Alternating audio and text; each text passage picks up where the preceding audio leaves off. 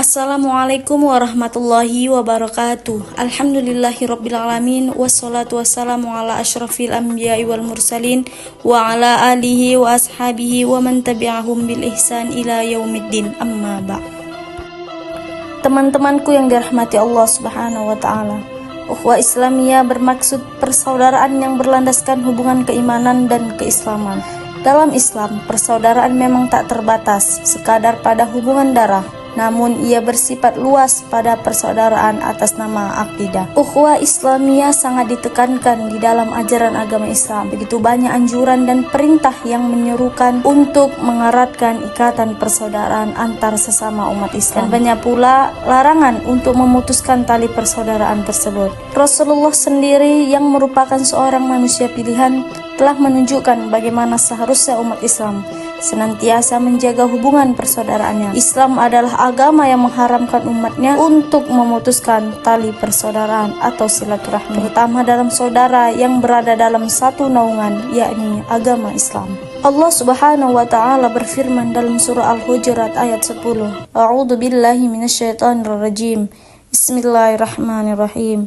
Innamal mu'minuna ikhwatun fa aslihu baina akhawaykum wattaqullaha la'allakum turhamun. Yang artinya sesungguhnya orang-orang mukmin itu bersaudara.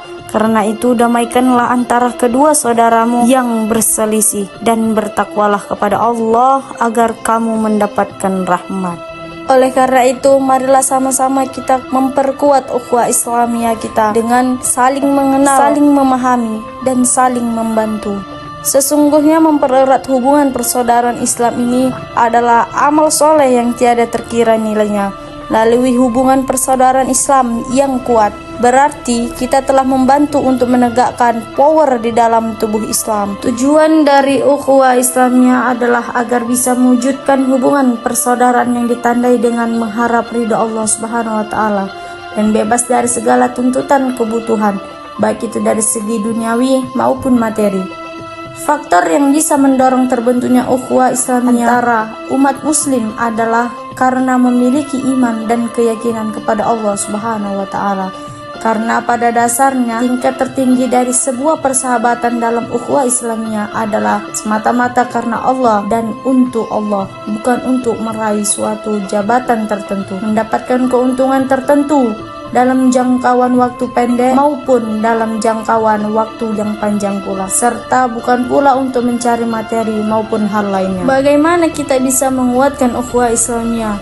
Ada beberapa tahapan yang harus kita lakukan. Yang pertama, kita harus saling mengenal, ta'aruf, memiliki sebuah makna yaitu untuk saling mengenal. Hal ini tidak terbatas pada fisik maupun identitas ringkas. Namun melalui ta'aruf ini akan bisa lebih mengenal banyak hal seperti latar belakang pendidikan, budaya, keagamaan, pemikiran, ide, dan cita-cita dalam kehidupan sehari-hari.